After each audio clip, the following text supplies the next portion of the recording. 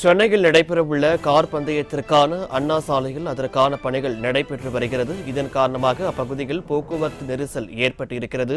கூடுதல் விவரங்களை செய்தியாளர் கோபாலகிருஷ்ணன் வழங்க கேட்கலாம். கோபாலகிருஷ்ணன், வணக்கம். விவரங்களை பதிவு பண்ணலாம்.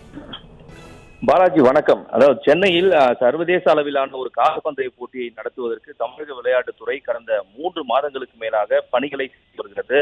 இதற்கு வாகன ஓட்டிகள் எதிர்க்கட்சிகள் வரை கடுமையான எதிர்ப்புகளை சந்தித்து உயர்நீதிமன்றத்தில் வழக்குகள் வரை சென்றாலும் கூட இந்த கார் பந்தயத்தை இம்மாத இறுதியில் நடத்துவதற்கான ஆயத்த பணிகளில் தமிழக அரசும் இந்த கார் பந்தயத்தை நடத்தக்கூடிய தனியார் நிறுவனமும் தீவிரமாக ஈடுபட்டு வருகிறது. இதனால் சென்னையில் அவ்வப்போது, அதாவது காலை மாலை நேரங்களில் இந்த கார் பந்தயம் அமைப்பதற்காக சாலை அமைக்கப்பட்டு வரும் இடங்களில் கடும் போக்குவரத்து நெரிசல் ஏற்பட்டு வருவதாக வாகன ஓட்டிகள் குற்றம் சாட்டுகின்றனர்.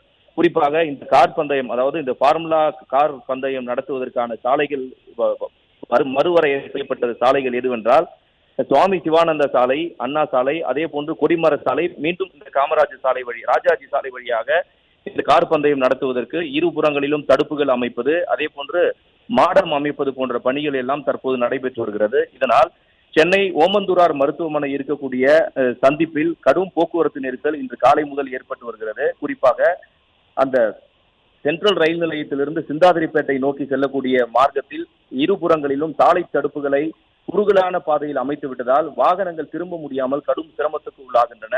குறிப்பாக சென்ட்ரல் ரயில் நிலையத்திலிருந்து சிந்தாதிரிப்பேட்டை வரக்கூடிய மாநகர பேருந்துகள் வலதுபுறமாக திரும்ப முடியாமல் சிக்கி தவிக்கின்றன. அதே போன்று தேனாம்பேட்டையிலிருந்து தலைமைச் செயலகம் நோக்கி பணி நிமித்தமாக செல்லக்கூடிய பணியாளர்களின் வாகனங்கள் அனைத்துமே சிந்தாதிரிப்பேட்டை சந்திப்பில் நின்றுதான் அங்கிருந்து வலதுபுறமாக சுவாமி சிவானந்த சாலை வழியாக செல்ல வேண்டும். இதே போன்று ஓமந்தூரார் மருத்துவமனைக்கு செல்ல வேண்டும் என்றாலும் கூட ஆம்புலன்ஸ் வாகனங்கள் இந்த வழியாக தான் செல்ல வேண்டும். ஆனால் இங்கு சாலைகள் குறுகலாக்கப்பட்டு கார் பந்தயம் நடத்துவதற்கான பணிகள் நடைபெற்று வருவதால் கடும் போக்குவரத்து நெரிசல் ஏற்படுகிறது.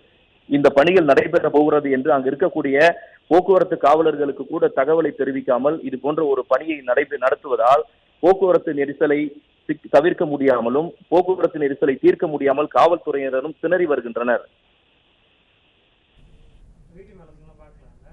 விவரங்களுக்கு நன்றி கோபாலகிருஷ்ணன்.